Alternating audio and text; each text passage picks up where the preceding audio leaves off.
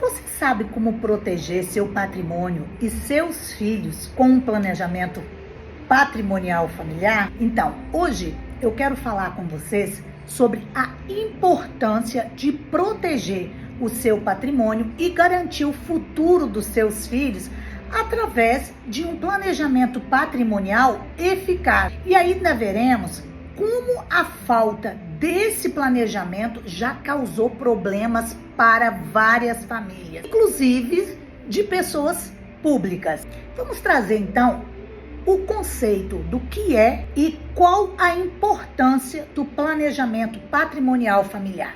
Então, a estruturação antecipada, ela serve para organizar, proteger e transferir o patrimônio para os herdeiros de forma legal e eficiente. E quais são os seus principais objetivos?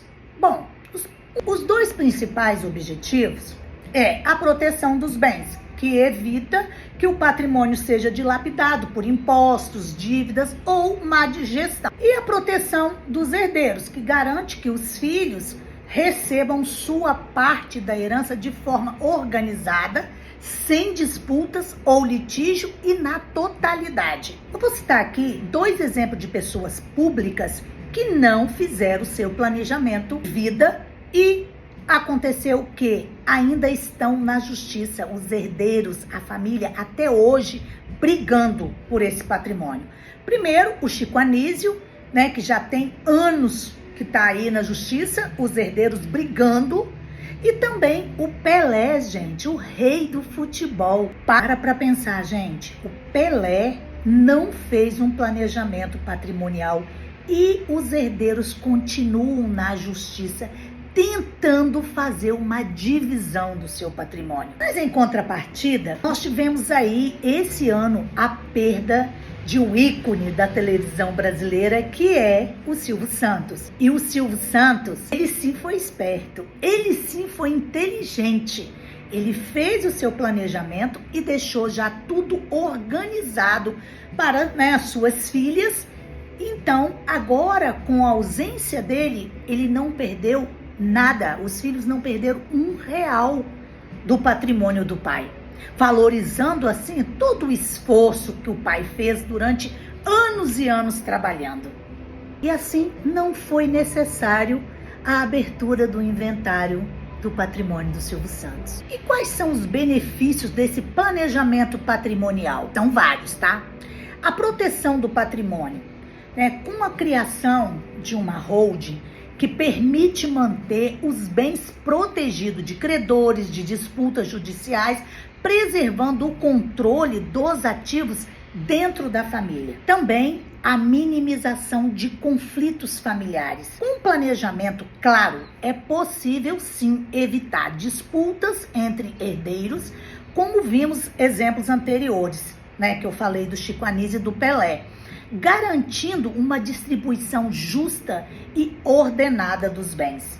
E ainda a eficiência tributária. O planejamento patrimonial permite reduzir a carga tributária na sucessão, evitando que grande parte do seu patrimônio seja consumido por impostos, como aconteceu com a família, por exemplo, do Chico Anísio. Também temos aí a proteção dos filhos.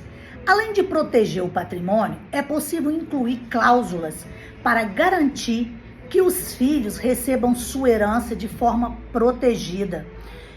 A cláusula como de inalienabilidade, que impede que venda os bens sem necessidade, a empenhorabilidade, que protege contra devedores, dívidas, e a incomunicabilidade, que evita que os bens sejam partilhados com cônjuges em caso de divórcio. A falta de planejamento patrimonial pode causar sérios problemas, mesmo para famílias ricas e famosas. O planejamento bem feito garante que o patrimônio seja protegido e que os filhos herdeiros recebam seus bens sem litígio e problemas. Para você fazer um planejamento patrimonial correto, é necessário que você busque a orientação jurídica de um profissional que esteja preparado para te explicar e esclarecer para você ponto a ponto desse planejamento.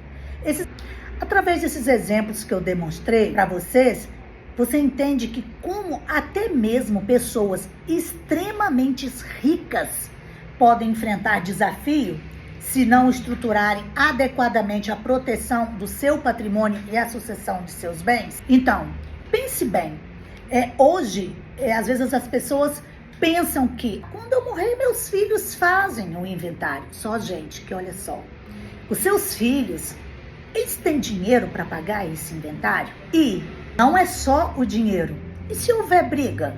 Como vai ser? Como vai ser dividido esse patrimônio? Quanto tempo vai demorar na justiça para poder ocorrer uma divisão igualitária e que a gente entende-se por correta? Então eu deixo aqui para vocês essa reflexão. Pense bem se você quer deixar realmente os seus filhos, ou quem você ama, ou sua esposa, ou seu marido, nessa situação de ficar com o seu patrimônio preso, porque ele vira só uma coisa. Pode ser 50 bens, 50 imóveis, mas vai ter que ser feito a divisão. E quanto tempo isso demora?